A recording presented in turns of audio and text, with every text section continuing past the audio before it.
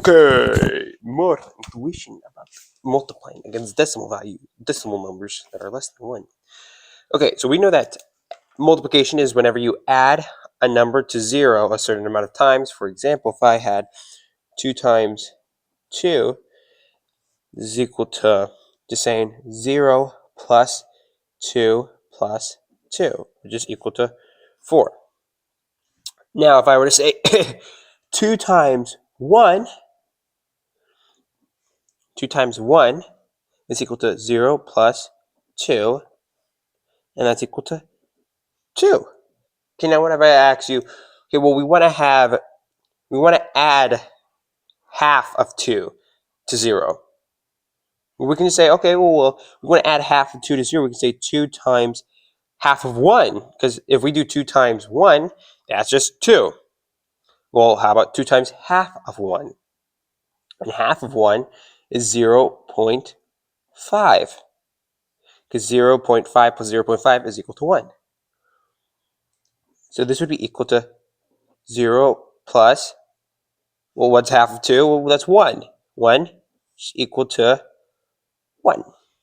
So you see, whenever we multiply against decimal numbers that are less than 1, we end up with a number that's less with the original number, because we're not adding the whole thing. We're not adding 1, 2. We're adding, in this case, half of a 2.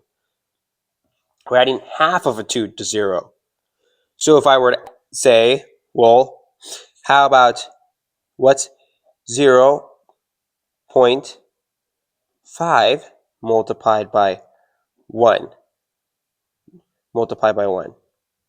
Well, that'd just be equal to 0, like we've been doing here, plus 0.5, just 0.5 1 times. And that's equal to 0 plus 0.5 is just 0.5. Okay, so 0.5 times 1 is 0.5. Okay, what if we want to add half of 0.5 to 0? Or more, what would we do? Well, we could just do what we did here. Half of 1 is 0.5. So if we do 0.5 times 0.5, what do we end up with? Well, since we're adding half of 0.5, we can do the multiplication right here. 0.5 times 0.5. 5 times 5 is 25. Since that's 0, we don't have to do anything else. There are 2 decimal place values here. So we go 1. So we go 1, 2. Put a dot right there. There we go. 0.25 plus 0.25, which is equal to 0.25. And that's how we end up with numbers smaller than this. Because we're multiplying, we're adding a smaller part of the number we started with by using decimal numbers. Because when we say 2 times 1, we get 2. Okay, well, we're going to add it with something, multiply it against something smaller than 1.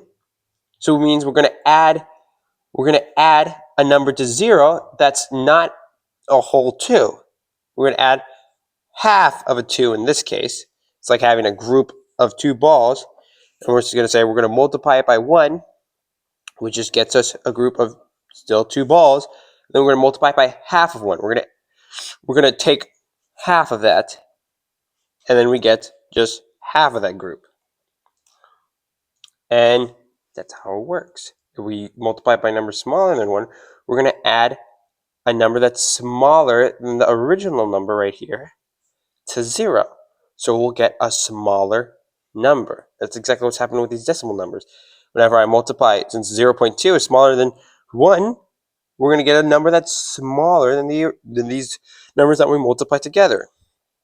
In this case, 0.04. And you might say, but here, look at this. Whenever we multiply it against half of 1, we got half of 2. And yes, that is true. Whenever you multiply against things that are like proportional, if it's 1/4 of 1, then we'll get 1/4 of 2. All right, see you in school. Bye.